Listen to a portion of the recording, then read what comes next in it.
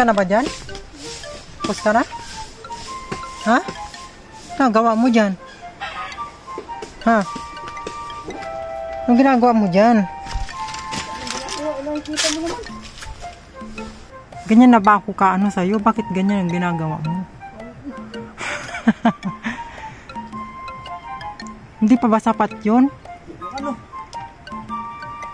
Ba't kailangan mong gawin yan? Ang taas-taas niyan. Ay, lagi. Oh, hindi ba nakikita? Ano na naman? Mahal naman kita, tapos ginaganyan mo. O bakit?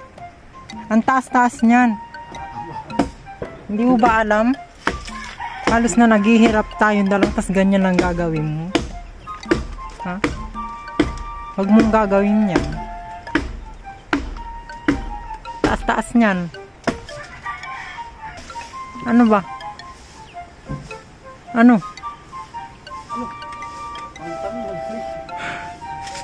Huwag mong gagawin yan. Ganyan na ba ako kasama sa'yo? Para gawin mo yan? Ha? Huwag mong gagawin yan. Mahal kita na. Mahal pa naman kita kaya huwag mong gagawin yan. Hindi ba pwede magtatabas lang? Nagpuputol ka lang ba? Kala ko anong gagawin mo eh. Puputol ka lang pala. Sige, umakit ka ulit dyan. Sige. Putol ka ulit. Ano, ilaglag mo na yan. Oh. Ayan guys, na napaputol na yung puno namin dyan kasi nga masukal na dyan sa likod eh. Ayan o. Ready ka na ba? Are you ready?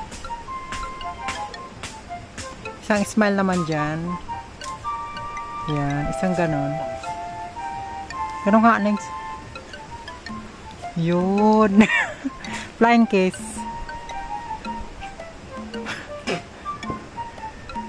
Malupa. Ayan, bababa na siya guys.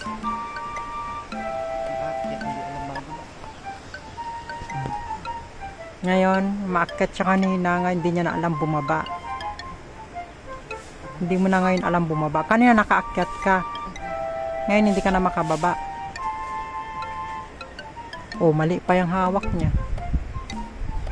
Oh, oy, ano ba yan? Bakit mali yan? Oh. Oh. Tuyo yan.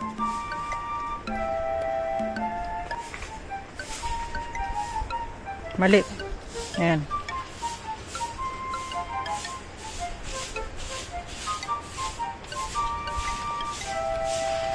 Ayan na siya. Nakababa ka na. Ayan. Pako yan. Oh. Baba na. Oh. Ayan siya. Buti na lang napigilan ko siya. Nakababa. Oh. Pako yan. Oh. Ganyan kasi pag yung aking hubby, guys, pinutol niya yung puno din kasi masukal dito sa bahay namin. Kaya lang kapag mainit na, wala nang ano. Binawasan lang kasi nung umulan, bumagsak yung kalahati niyan. Puno na yun tsaka ito. Naputol na rin siya. Yun na siya guys.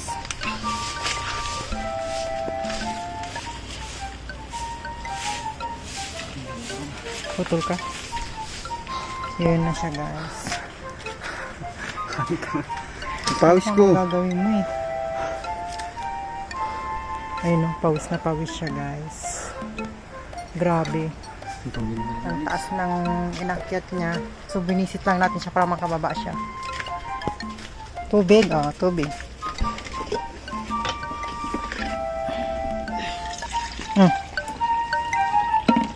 Water. Tubig na malamig. Wala pa.